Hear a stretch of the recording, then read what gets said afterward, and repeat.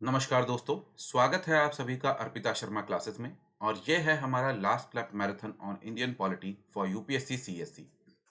तो चलिए बात करते हैं यहाँ पे सबसे पहले कि अन अकेडमी यहाँ पे लेके आया है आपके लिए एक अल्टीमेट टेस्ट सीरीज का कॉम्बो ऑफर। और यहाँ पे इसमें ये है कि आपको यहाँ पे मिलेंगे 21 ऑप्शनल टेस्ट सीरीज प्रीलिम्स के लिए, और उसके साथ साथ मेंस के भी टोटल 80 टेस्ट सीरीज यहाँ पे मिलेगी, जिसकी टोटल वर्थ कॉस्ट अगर आप देखें तो वो आपकी 45,000 के आसपास पड़ती है। और ये आपको मिलेगी पूरी तरीके से फ्री अगर आप अभी लेते हैं जीएस कॉम्बो या फिर एक आइकॉनिक्स कॉम्बो सब्सक्रिप्शन यहाँ पे लेते हैं। और ये ऑफर वैलिड रहेगा आपका 28 अगस्त तक। बात करते हैं यहाँ पे कि अनअकैडमी ने यहाँ पे आपके लिए एक और चीज लाई है बेहतरीन, कि अगर आप अभी जीएस और ऑप्शनल सब्सक्रिप्शन को लेते हैं एक साथ, तो यहाँ पे कॉम्बो लेने पे आपको 25% का ऑफ मिलेगा, प्लस 10% का एक्स्ट्रा ऑफ मिलेगा अगर आप अर्पिता 10 कोड का यहाँ पे इस्तेमाल करते हैं। तो अगर आप यहाँ पे ऑप्शनल जीएस और इन सब का कॉम्बो लेंगे तो ये सब आपको इस तरीके से ऑफ यहाँ पे प्रोवाइड होगा। और सबसे मोस्ट इंपॉर्टेंट बात है कि ये सारे के सारे ऑफर्स आपके कब तक वैलिड है, 28 अगस्त तक वैलिड है। और इन सभी को लेने के लिए आपको क्या करना है, अर्पिता 10 कोड का यहाँ पे क्या करना है, आपका इस्तेमाल करना है। किसमें? आपके सब्सक्रिप्शन को लेने में। तो आप किसका इस्तेमाल करेंगे? अर्पिता 10 कोड का यहाँ पे क्या करेंगे, इस्तेमाल करेंगे। चलिए, और आपको क्या मिल जाएगा? इंस्टेंट 10% का ऑफ मिल जाएगा। तो अब हम बात करने जा रहे हैं, आज का जो हमारा टॉपिक है वो है लोकपाल और लोकायुक्त से रिलेटेड। ठीक है, बहुत इंपॉर्टेंट टॉपिक है फॉर यूपीएससी सीएससी, प्रीलिम्स और मेंस दोनों के लिए इंपॉर्टेंट हो जाता है।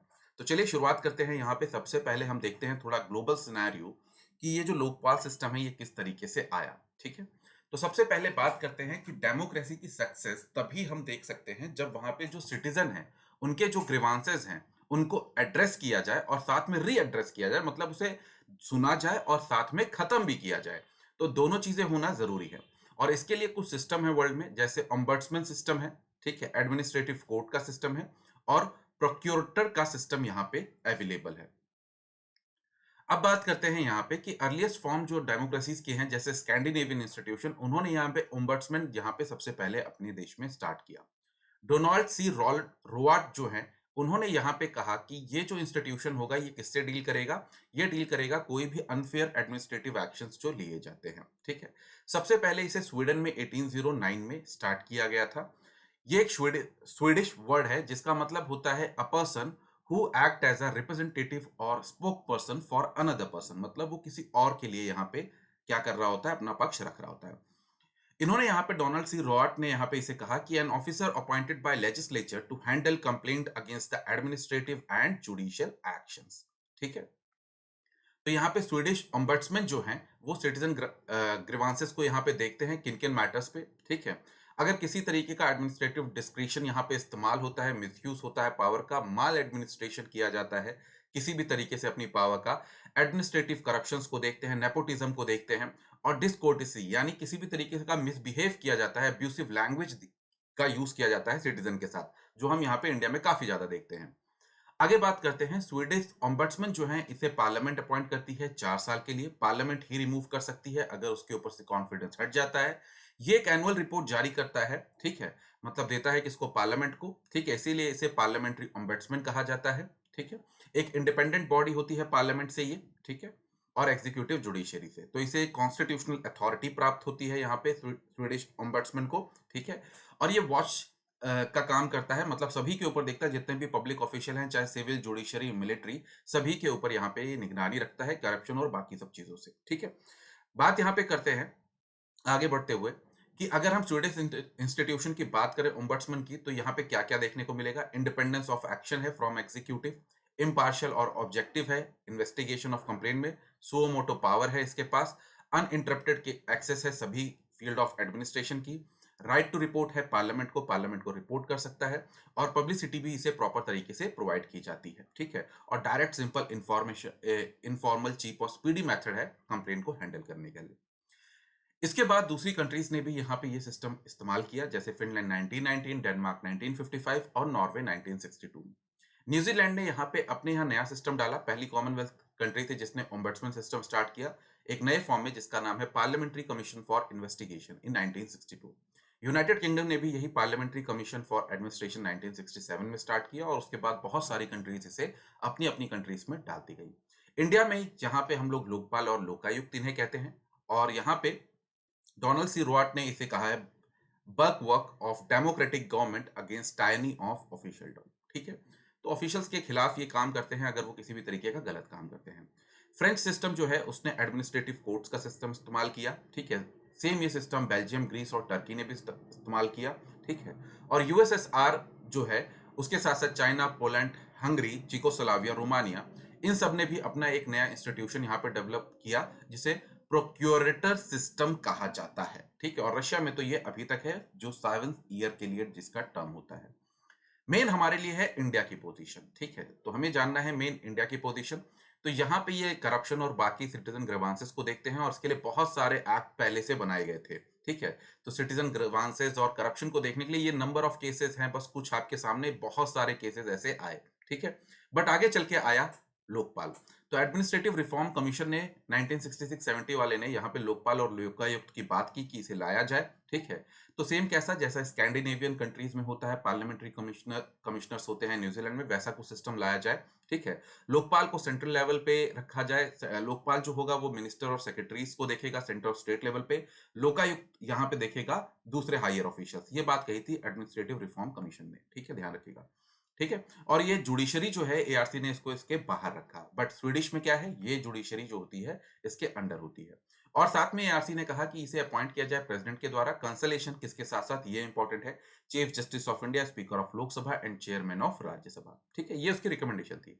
अब बात करते हैं, इसने कुछ फीचर्स भी बताए यहाँ पे इसके कि एक तो ये इंडिपेंडेंट होना चाहिए, इम्पार्शियल होना चाहिए। ठीक है, इन्वेस्टिगेशन जो होती है वो इसकी प्राइवेट होनी चाहिए, इनफॉर्मल कैरेक्टर की होनी चाहिए, और ये नॉन पॉलिटिकल हो जितना ज्यादा हो सके। ठीक है, और यहाँ पे जो हायर जुडिशियल फंक्शनरीज हैं उसके बराबर इसका स्टेटस हो, डिस्क्रिशनरी फील्ड इसके पास अवेलेबल हो। ठीक है, फेवरेटिज्म ना किया जाए किसी भी तरीके से, जुडिशियल इंटरफेरेंस से इसे दूर रखा जाए, और उसके बाद इसे बहुत सारी मैक्सिमम लैटिट्यूड पावर यहाँ पे ऑब्टेन कराई जाए। ठीक है, और यहाँ पे ये खुद के बेनिफिट के बारे में ना सोच के क्या करे, अपने पूरे समाज के बेनिफिट के बारे में यहाँ पे सोचे। ठीक है, नेक्स्ट बात यहाँ पे करते हैं कि इसकी रिकमेंडेशन जो एआरसी की, ये सारी रिकमेंडेशन जो आपने देखी, इसके बहुत सारे अटेम्प्ट किए गए लाने के लिए। जैसे ये आप देख सकते हैं कुछ अटेम्प्ट हैं, इसके बाद और भी अटेम्प्ट किए गए, बट यहाँ पे कुछ निकल के नहीं आया, तो ये हमें कुछ ध्यान रखने की जरूरत नहीं है। बहुत सारी कोशिश की गई बट ये हुआ नहीं। बाद में एट लास्ट लोकपाल और लोकायुक्त एक्ट आया 2013 में। ठीक है,